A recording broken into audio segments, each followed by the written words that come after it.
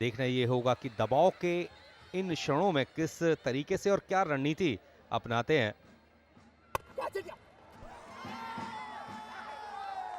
ये शायद अगर कैच भी होता तो शायद नो बॉल दिया जाता। दोनों अंपायर्स एक दूसरे को देखते हुए कि क्या ये full toss above waist height था, दिया नहीं है लेकिन चौका तो मिला ही है। बड़े आसानी से इसे चौके के लिए भेजा और अपने स्कोरिंग की शुरुआत की काफी अच्छे अंदाज में, चिर परिचित अंदाज में सुधीर बाबू ने। ऐसे ही कमाल की बल्लेबाजी करना जानते हैं वो, और उसी का इल्म यहां पे उन्होंने फिर से दिखा दिया। देख के नो बॉल जरूर लगा, ये फुल टॉस तो था, अबव वेस्ट हाइट भी लगा। बहुत बहुत करीबी मामला मनोज।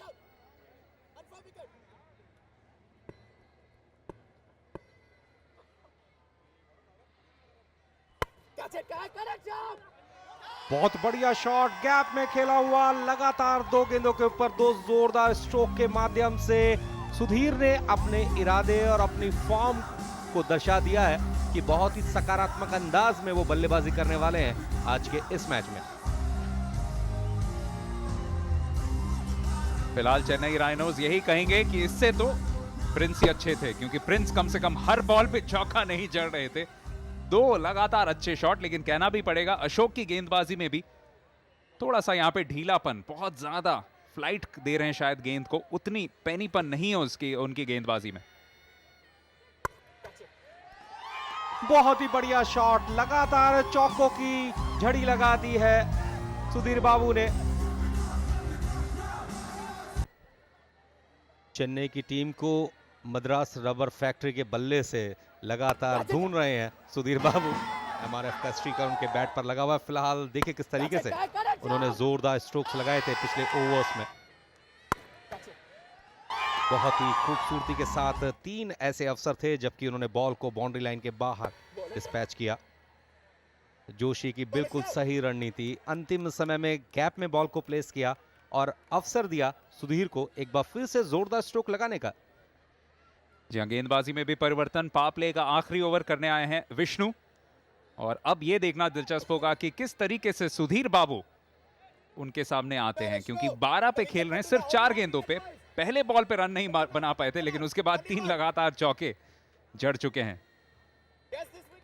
ऑपरेशन रिस्टोर 100, जो कि जितने भी एसिड अटैक्स के विक्टिम्स हैं उनकी पूरी जिंदगी को संवारने की कोशिश करती है। ये एक समर्थन है सीसीएल के सहारे, और साथ साथ बिग ब्रदर फाउंडेशन जो कि हर रन के लिए 1000 रुपए डोनेट कर रही है। यहां पे वो 1000 रुपए नहीं मिले, लेकिन सुधीर बाबू जिस तरीके से खेल रहे हैं उससे 12,000 रुपए पहले ही आ चुके हैं। जाहिर सी बात है, मनोरंजन के साथ साथ चैरिटी भी सीसीएल का उद्देश्य है और काफी हद तक उसमें एक संदेश देने में सफल रही है सीसीएल। टॉलीवुड बॉलीवुड के ये खिलाड़ी, भोजपुरी दबंग्स, पंजाब और मुंबई हीरोज, देश के विभिन्न क्षेत्रों से फिल्म उद्योग के सभी अभिनेता इस मुहिम से जुड़े हुए हैं। आप बंगाल टाइगर्स को भूल गए, लेकिन मैं बुरा नहीं मानूंगा। बंगाल को कभी नहीं भूल सकते। दादा सौरव गांगुली एक ग्रेट प्लेयर। सुधीर बाबू लगभग वैसे ही तेवर यहां पे दिखाते हुए फिर से एक आक्रामक स्ट्रोक, सिर्फ एक ही रन मिला, लेकिन वो एक ही मादा लेके आए हैं मैदान पे कि जल्द से जल्द इस मैच में दबाव पूरी तरह से चेन्नई राइनोज के ऊपर परिवर्तित कर दिया जाए।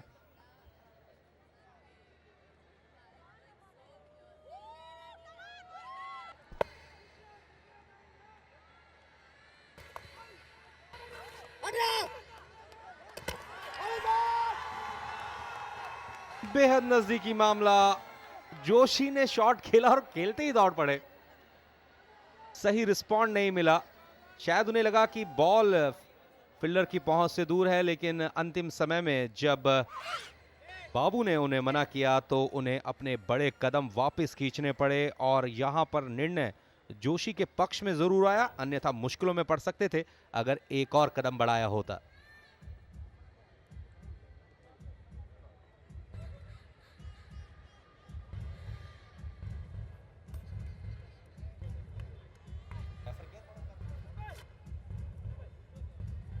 जी हाँ, यहाँ पे ऐसा लग रहा है कि सुरक्षित हैं, तो थर्ड अंपायर को अगर रेफर किया भी है तो नॉट आउट ही मिलेगा, यानी पावर प्ले की समाप्ति हो जाएगी, लेकिन उससे पहले औपचारिक डिसीजन देख लेंगे।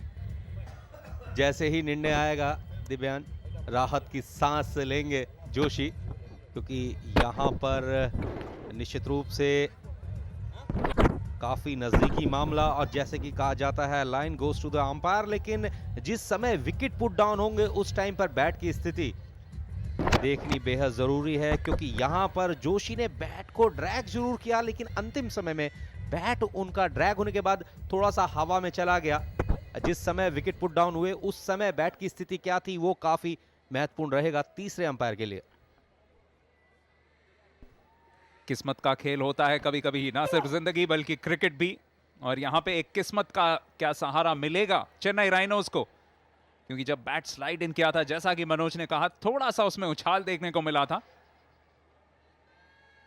और अगर स्थिति स्पष्ट नहीं है तो उस के बारे में विचार करते हुए अंपायर बल्लेबाज के पक्ष में निर्णय दे सकते हैं, और बिल्कुल सही किया। Benefit of doubt always goes to the batsman.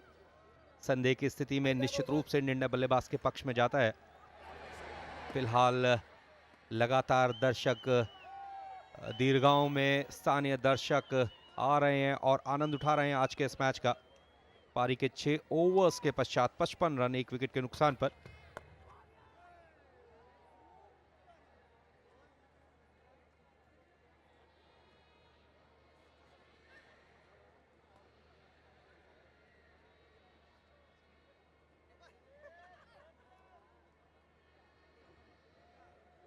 तो गेंदबाजी में एक और परिवर्तन, पावर प्ले के समाप्त होने के बाद शाम अब गेंदबाजी करने आ चुके हैं, जिन्होंने कैच भी पकड़ा था प्रिंस को आउट कराने के लिए। तब गेंदबाज थे अशोक। इस बार काफी खराब गेंद, लेकिन अच्छी कीपिंग का वहां पे मुजाहिरा किया रमन्ना ने, जिस तरीके से इस बॉल को रोका था। हालांकि एक रन अतिरिक्त भी रोकने से नाकामयाब रहे। और अगर इस बॉल को नहीं रोकते विकेट कीपर तो निश्चित रूप से बॉल बाउंड्री लाइन के बाहर जा सकती थी, क्योंकि काफी बाहर ये बॉल पिच हुई थी। एक अच्छी कोशिश निश्चित रूप से अपनी टीम के लिए, रन बचाने में सफल रहे विकेट कीपर। जोशी और बाबू, निश्चित रूप से फिटनेस लेवल टेस्टिंग का सही समय है इन सभी खिलाड़ियों के लिए।